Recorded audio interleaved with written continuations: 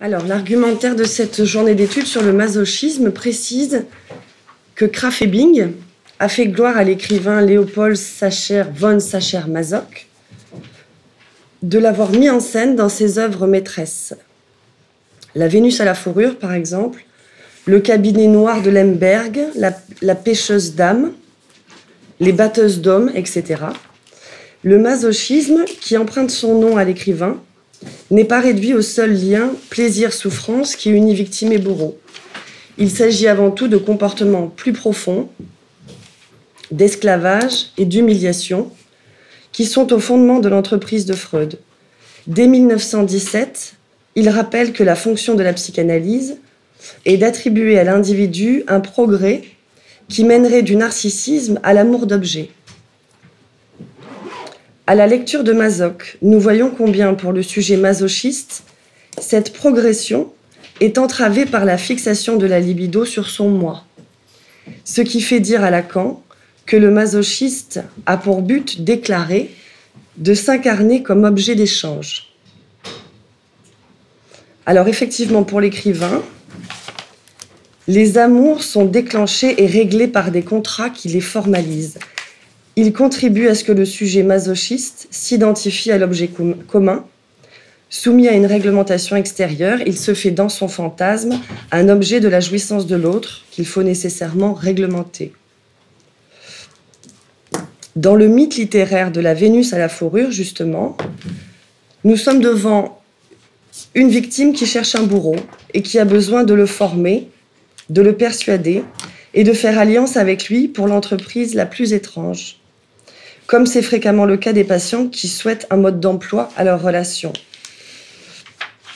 Les personnes qui occupent une position masochiste dans leur existence questionnent toujours la loi, non pour la trouver, mais bien plutôt pour éduquer l'autre à son insu. Elles parlent le même langage paradoxal que Masoch, celui des victimes, parlant comme le bourreau qu'elles sont pour elles-mêmes, avec l'hypocrisie propre au bourreau.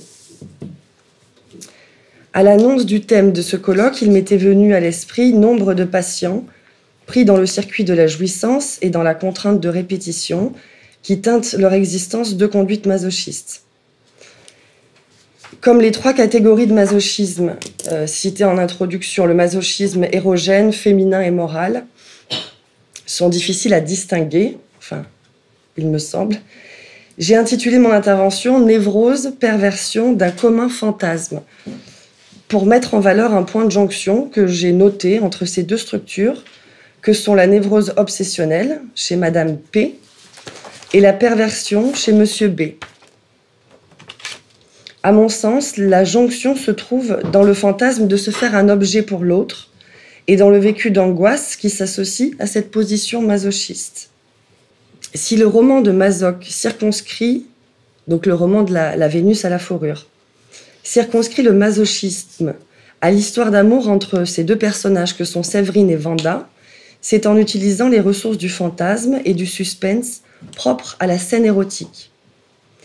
Ici, Séverine, c'est un homme dans le roman, se cherche un bourreau sadique qu'il finit par trouver en la Vénus Vanda. Le temps de la cure, lui, est traversé par ce que dit le psychanalysant de sa propre vie sexuelle et de sa propre vie amoureuse. Dans ces deux cas cliniques, nous allons essayer de voir s'il est possible et comment opérer en maniant le transfert. Alors, quelles sont les voies privilégiées dans la perversion et dans la névrose obsessionnelle pour s'investir en amour face au supposé sadisme de l'autre? Pour Lacan, dans l'intention sadique, ce n'est pas tellement la souffrance de l'autre qui est recherchée que son angoisse. C'est aussi le cas de l'intention masochiste, car elle vise, elle aussi, l'occultation par la jouissance de l'autre d'une angoisse qu'il s'agit incontestablement d'éveiller, nous dit-il. Mais si nous gardons à l'esprit que le sadisme ne saurait être l'envers du masochisme, que ce n'est pas un couple de réversibilité, comment les distinguer, sauf à considérer, un peu comme notre collègue le disait en introduction, que le sadisme, enfin, considérer le sadisme avant tout en tant que masochisme projeté et vécu au travers de l'objet. Tout comme Séverine dans le roman, qui ne se contente pas que Vanda accepte de lui rendre son amour, mais transforme cette promesse en un supplice savamment prémédité. Madame P s'aménage elle aussi une existence au relent aigre. Elle s'interdit de jouir de son salaire, par exemple, et ne prend pas de repos, comme Séverine, qui s'aménage une prison dorée dans le faste d'une maison bourgeoise où il occupe les fonctions d'homme à tout faire et de souffre-douleur de son bourreau. Madame P ne trouve pas non plus le repos.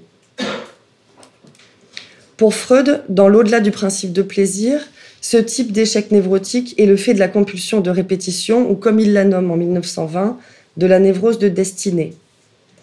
Elle désigne, dit-il, une forme d'existence caractérisée par le retour périodique d'enchaînements identiques d'événements, généralement malheureux, enchaînements auxquels le sujet paraît être soumis comme à une fatalité extérieure.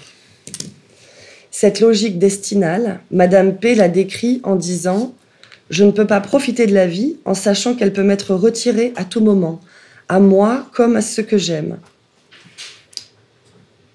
Cette logique subjective marque l'enserrement du moi par les résistances intramoïques qui donnent au temps présent son manque d'épaisseur. Elle considère en effet que malgré l'apaisement de ses symptômes aujourd'hui, ils sont présents depuis l'origine et lui seront toujours nécessaires, car ils viennent attester, selon ses mots, de sa préoccupation légitime pour ses parents et de sa responsabilité dans leur situation actuelle. Un peu à la manière de Séverine, qui craint la perte de son bourreau lorsqu'il est congédié par Vanda qui refuse son jeu de dupe.